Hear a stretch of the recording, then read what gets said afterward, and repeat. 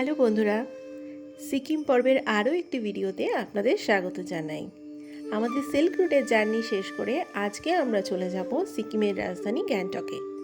আর এই পর্বে আপনাদেরকে ঘুরে দেখাবো গ্যাংটকের ছাঙ্গু লেক এবং এমজি মার্গ, আর তার সাথে তুলে ধরব বন্যায় বিপর্যস্ত ন্যাশনাল হাইওয়ে 10-এর বর্তমান অবস্থা। তাহলে ভিডিওটা শুরু করি। আপনারা কিন্তু অবশ্যই পুরো ভিডিওটা দেখতে থাকুন। আমার আগের পর্বের ভিডিওটি আমি গ্যাংটক যাত্রাপথের মাঝখানে যেই সুন্দর বাজারটি পড়েছিল সেই বাজারটি ঘুরিয়ে দেখিয়ে শেষ করেছিলাম। যদি আপনারা কেউ সেই ভিডিওটি না দেখে থাকেন তবে সেই ভিডিওর লিঙ্ক এবং আমার সিকিম ভ্রমণের অন্যান্য ভিডিওর লিঙ্ক আমি নিচের ডেসক্রিপশন বক্সে দিয়ে দিয়েছি।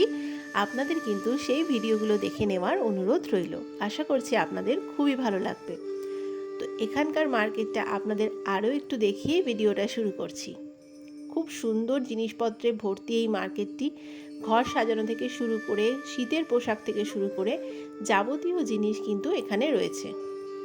এখানে অবশ্যই একটু ঘুরে দেখতে পারেন, তবে তুলনামূলকভাবে ডুংলি বাজারের চেয়ে কিন্তু এখানে দামটা একটু বেশি। তবে আপনার সাধ্যের মধ্যে থাকলে অবশ্যই আপনি কিনতে পারেন। তো এই বাজার শেষ করে এবারে আমরা যাব সোজা একদম গ্যাংটকের উদ্দেশ্যে। এই জায়গাটা কিন্তু শুধু মার্কেটটা বলে নয়, জায়গাটা কিন্তু অপূর্ব লাগছে আমার। মানে এত শান্ত, এত পরিষ্কার পরিচ্ছন্ন আর এত গ্রিনারি রয়েছে এখানেও। জায়গাটা আপনাদের দেখাই, একবার পুরোটা দেখুন। কি সুন্দর একটা পিসফুল একটা পরিবেশ।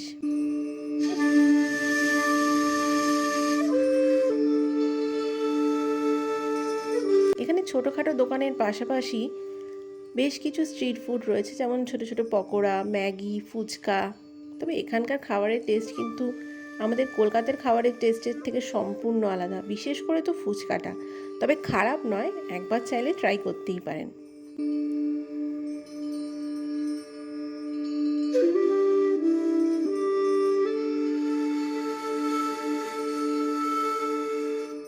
চলে এসেছি ছাঙ্গু লেকে। আর ছাঙ্গু লেক মানেই তো প্রধান আকর্ষণ হচ্ছে এই চমড়ি গাই।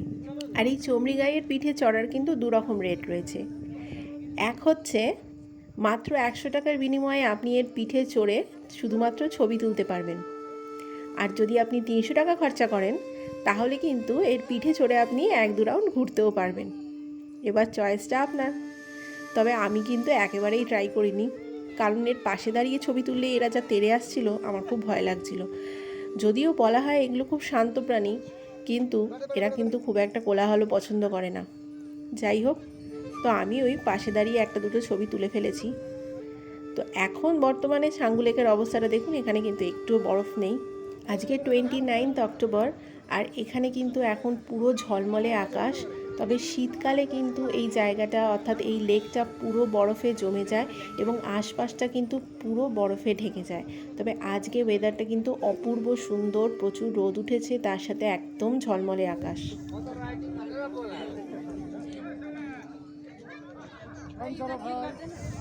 প্রচুর ঠান্ডা বসে গেছে, কথা বলতে পারছি না। হচ্ছে ছাঙ্গু লেকের ভিউটা। আর এই লেকটা পুরো বরফে জমে যায়, যখন উইন্টারটা চলে তখন বরফে জমে যায়। পিছনে সবাই চমড়ি গাইতে চড়ছে। একজনের চড়াবে, এই পুরো এলাকাটা জাস্ট একটুখানি ঘোরাবে 100 টাকা। আমার মোটেই ইন্টারেস্ট নেই। বাবা বাবা, হ্যালো।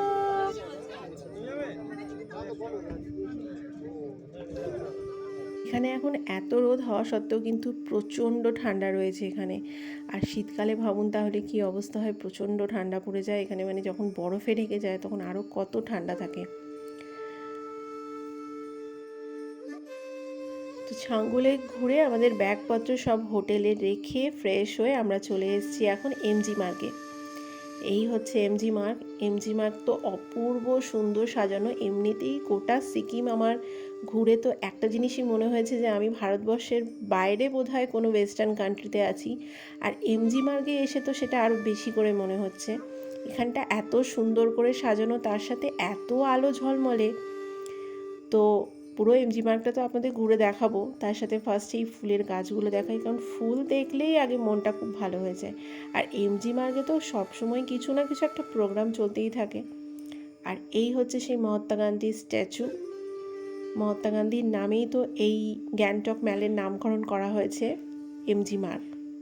তো এখানে আজকে কোনো একটা ইভেন্ট চলছে, যার জন্য প্রচুর ছেলেমেয়েরা এখানে সেজে কস্টিউম পরে দাঁড়িয়ে রয়েছে। আর চারপাশে তো প্রচুর লোক, প্রচুর মানুষ এখানে এসছে, ঘুরছে, প্রচুর মানুষ এখানে কফি চা নিয়ে বসে সময় কাটায়, ছবি তোলে। আসলে এত সুন্দর জায়গা, আর জায়গাটা প্রচণ্ড পরিষ্কার পরিচ্ছন্ন, মানে একটা কোথাও কিচ্ছু পড়ে নেই। এটা কিন্তু আমার ভীষণ ভালো লাগলো। আর তার সাথে আশেপাশে প্রচুর দোকানপাট রয়েছে। তবে একটা জিনিস কিন্তু আপনাদের বলি, এখানে যত স্টোর রয়েছে সব জিনিসপত্রের দাম কিন্তু এখানে রুংলি বাজারে আমরা যে দামে কিনেছি সেই সেম জিনিসই কিন্তু এখানে প্রায় 3 গুণ 4 গুণ দাম বেশি বলছে। তো আমি বলবো এখান থেকে জিনিসপত্র কেনা অ্যাভয়েড করুন। আর রাস্তাটা আপনাদের বললাম ভীষণ পরিষ্কার পরিচ্ছন্ন। তো দেখুন এত পরিষ্কার পরিচ্ছন্ন, মনে হচ্ছে না এখানেই বসে পড়া যাবে। তো যাই হোক, এখানে প্রচুর ফটো তোলার জায়গা রয়েছে। আর তার সাথেই কুকুরগুলো তো মানে কুকুরগুলোকে দেখলেই আমার মনটা ভালো হয়ে যায়। তবে এই ফটো তোলার জায়গাগুলো কিন্তু ফাঁকা পাওয়া খুব মুশকিল। আমি অনেকক্ষণ ধরে ট্রাই করেছি যে কোনো একটা জায়গা ফাঁকা পেলে একটু দাঁড়িয়ে সুন্দরভাবে ছবি তুলব। তো যাই হোক, সেই আশা ত্যাগ করে দিয়েছি। এবার বাড়ি যাব, কারণ প্রচণ্ড টায়ার্ড। আজকে সারাদিন প্রচুর জার্নি করেছি। এবার হোটেলে গিয়ে, বাড়ি নয় সরি ভুল বললাম, হোটেলে যাব। হোটেলে গিয়ে ডিনারটা করে একেবারে ঘুম। আবার দেখা হবে, মানে ভিডিওটা আবার কন্টিনিউ করব কাল সকালে। তো কাল রাতে তো প্রচণ্ড টায়ার্ড হয়ে পড়েছিলাম, ভিডিওটা আর কন্টিনিউ করিনি। তো আজকে সকাল সকাল আপনাদের দেখাই আমার হোটেলের রুম থেকে ভিউটা কি অসাধারণ লাগছে। বাইরেটা কিন্তু দারুণ লাগছে। তো আজকে আমাদের গ্যাংটকের লাস্ট দিন। আমরা এখান থেকে আজকে চেক আউট করে বেরিয়ে যাচ্ছি সোজা এনজেপির উদ্দেশ্যে।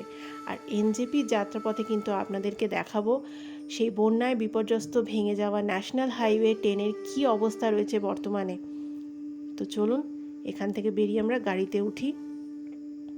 তো গাড়িতে উঠে পড়েছি, একদম অনেকটা রাস্তায় প্রায় চলে এসেছি।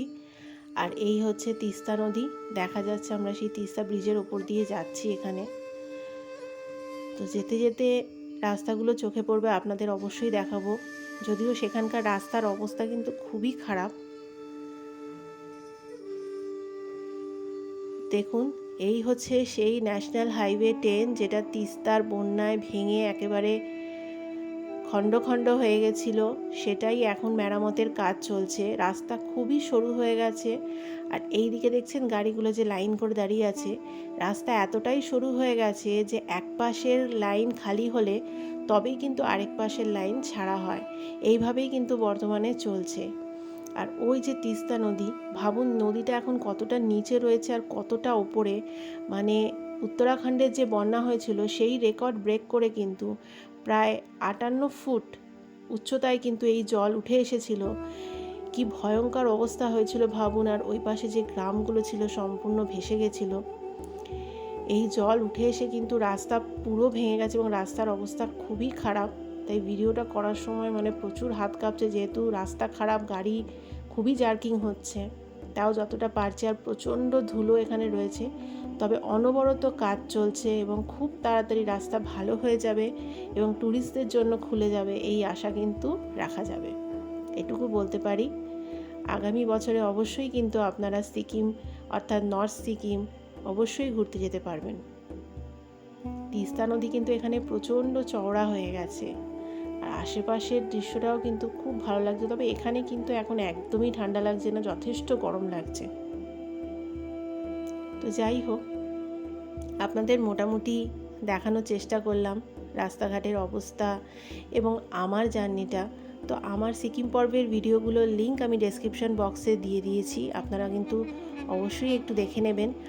আর আমার ভিডিও কেমন লাগলো অবশ্যই আমাকে কমেন্ট করে জানাবেন। যদি কিছু জানতে চান আমাকে কমেন্ট করতে পারেন, আমি অবশ্যই উত্তর দেব।